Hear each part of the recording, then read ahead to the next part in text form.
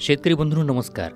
Soybean हे आपल्याकडचं महत्त्वाचं पीक साधारणतः जुलै ऑगस्टमध्ये पेरणी झाल्यानंतर पिकं मोठी झाल्यानंतर सगळ्यात मोठी समस्या सर्व शेतकरी बांधवांसमोर असते कीड आणि रोगांचं नियोजन. एखाद्या वर्षी वेगळी अळी आपल्या पिकावर येते, एखाद्या वेळी मावा, तुडतुडा किंवा आता यावर्षीच बघा ना, यावर्षी ह्युमनी किडीचा जास्तीत जास्त प्रादुर्भाव आपल्याकडे येतोय आणि सर्व शेतकरी प्रश्न विचारतायत की या अळीचं व्यवस्थापन कसं करायचं. आज त्याच अनुषंगानं आपण डॉक्टर विपुल वाघ सरांशी बोलणार आहोत.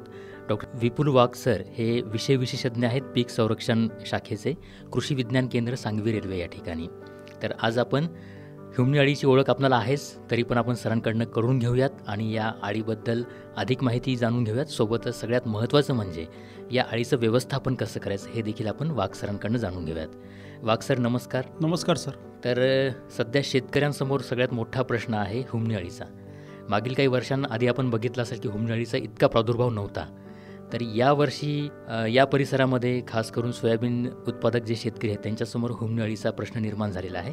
तर या अळीबद्दल काय सांगणार सर? नक्कीच ह्युमनी अळी जी आहे ही आपल्याला म्हणजे यावर्षी भरपूर शेतकऱ्यांना या अळीचा प्रश्न भेडसावत आहे आणि या अळीला मोठ्या स्वरूपात आपल्याला या अळीला सामोरे जावं लागत आहे आणि पिकाचं भरपूर प्रमाणात जे आहे सोयाबीन, विशेषतः सोयाबीन पिकामध्ये जसं तुम्ही सांगितलं, सोयाबीन पिकामध्ये जास्तीत जास्त या किडीचा आपल्याला प्रादुर्भाव दिसून येत आहे आणि त्याचं नुकसान पण मोठ्या प्रमाणात आपल्याला दिसून येत आहे. तर थोडंफार आपण या ह्युमनी अळीबद्दल आपण त्याची जी बेसिक माहिती जी आहे, जी पूर्व आपण माहिती म्हणतो आपण, ती या अळीबद्दल आपण त्या ठिकाणी जाऊन घेऊया. नक्कीच. ह्युमनी अळी जी आहे ही बहुभक्षी कीड आहे. सतत बदलणारे हवामान व उन्हाळ्यातील अवकाळी पाऊस यामुळे किडीचा प्रादुर्भाव आपल्याला या 2-3 वर्षापासून आपल्याला जास्तीत जास्त या अळीचा आपल्याला दिसून येत आहे. विशेषतः जी सोयाबीन झालं, कापूस, भुईमूग, ऊस, हळद या पिकावर ह्युमनी अळीचा प्रादुर्भाव आपल्याला जास्तीत जास्त दिसून येतो. साधारणतः मे महिन्यामध्ये पूर्व मोसमी पाऊस जो असतो त्यामध्ये सरी पडल्यानंतर आपल्याला ह्युमनी अळीचे भुंगरे सुप्त अवस्थेतून बाहेर पडतात आणि नंतर पुढे प्रजनन करून त्याच्या आपल्याला अळी स्वरूपात त्याचा आपल्याला प्रादुर्भाव दिसून येतो.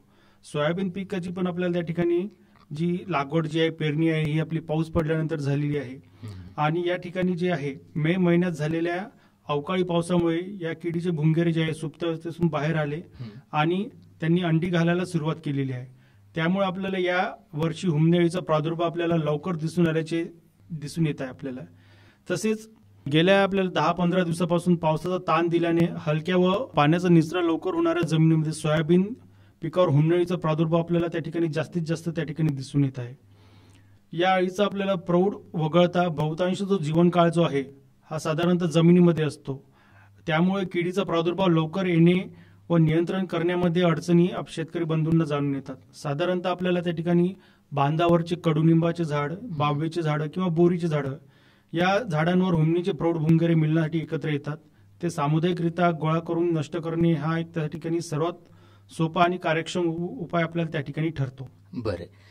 तर यावर्षी आपण बघितलं की मे महिन्यात मान्सून पूर्व पाऊस असेल असं आपल्या सगळ्यांना वाटत होतं, परंतु नंतर मग हवामान विभागाने डिक्लेअर केले की तो मान्सूनचाच आहे आणि मान्सून यावर्षी लवकर आला होता आणि मेमध्ये जो पाऊस झाला तो जो पाऊस आहे तो ह्युमनीच्या वाढीसाठी पोषक ठरला.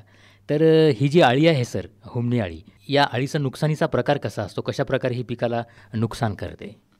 ह्युमनी अळीचं जे आपण आधी सांगितल्याप्रमाणे कोणत्याही किड्यामध्ये 4 आपल्याला अवस्था बघायला मिळतात: कोश, अंडी, अळी आणि पतंग. तर अशा 4 अवस्था आपल्याला त्या ठिकाणी बघायला मिळतात. त्यातली सर्वात घातक जी आहे ही अळी अवस्था आहे. अळी अवस्था साधारणतः आपली जवळपास ही 8 ते 10 महिने आपल्या जमिनीमध्ये किंवा आपल्या शेतामध्ये त्या ठिकाणी वावरते आणि ती मोठ्या प्रमाणात आपल्याला त्या ठिकाणी नुकसान करते. तर अळी सुरुवातीला जमिनीमधील कुजलेल्या सेंद्रिय पदार्थावर त्या ठिकाणी उपजीविका करते.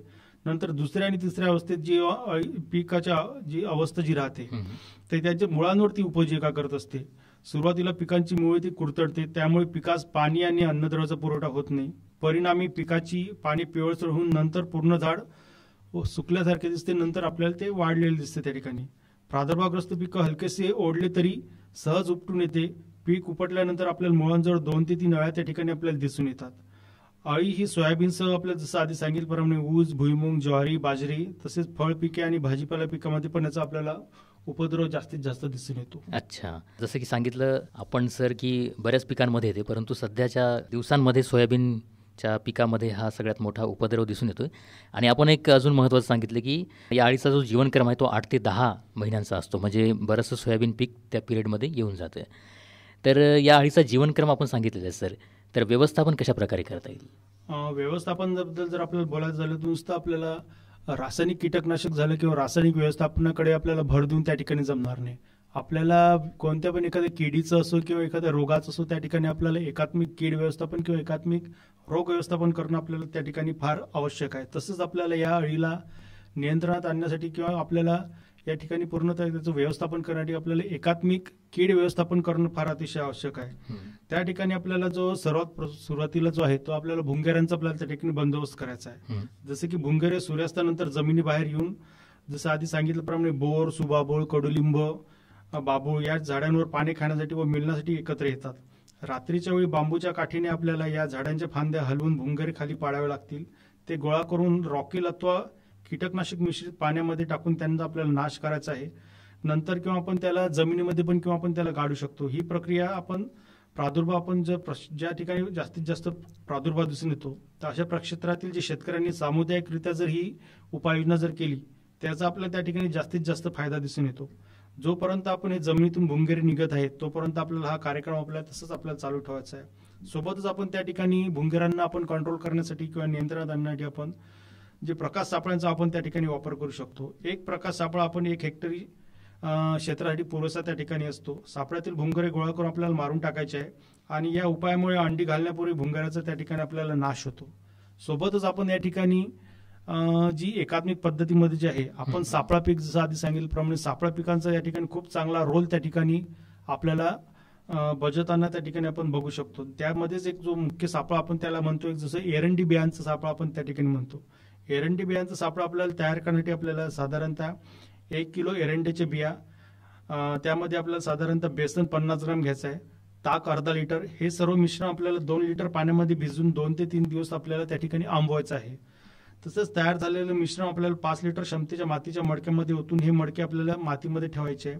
अशा पद्धतीने आपण एकरी 5 मडके आपल्याला त्या ठिकाणी वापरायचे आहे. मडक्यांमधील मिश्रणांमध्ये भुंगे आकर्षित होऊन त्यामध्ये पडतात आणि मडक्यातील भुंगरे गोळा करून आपण त्या ठिकाणी नष्ट करायचे आहे.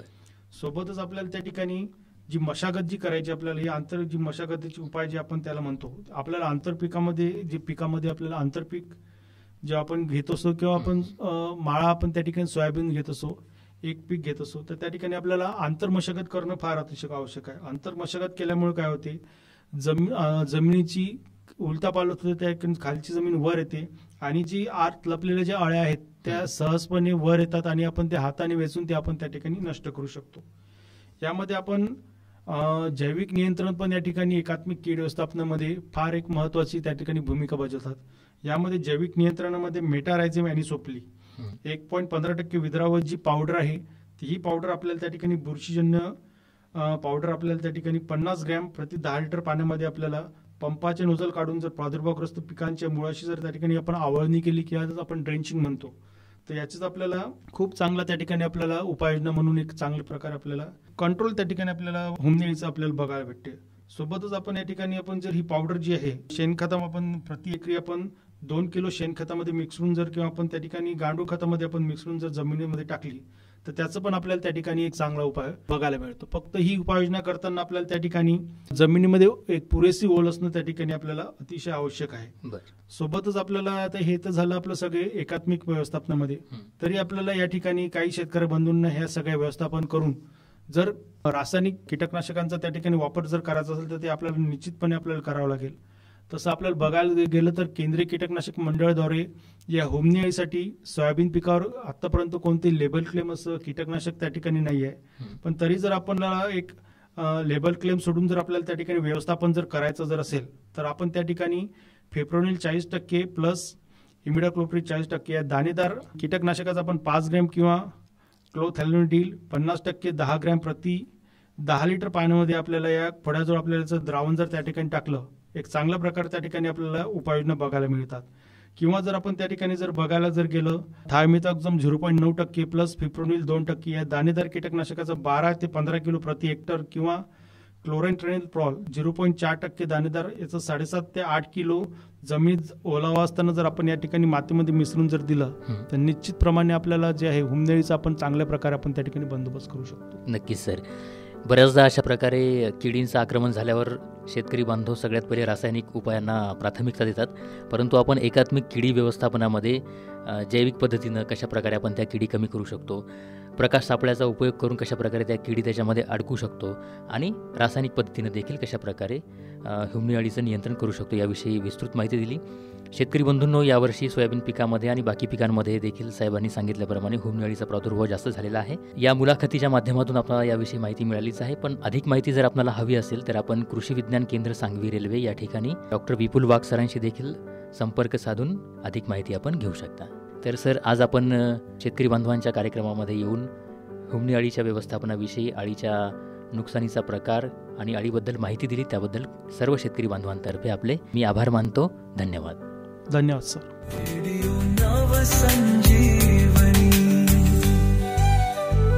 नव्या विचारांची नवी दिशा, नव्या स्वप्नांची नवी आशा.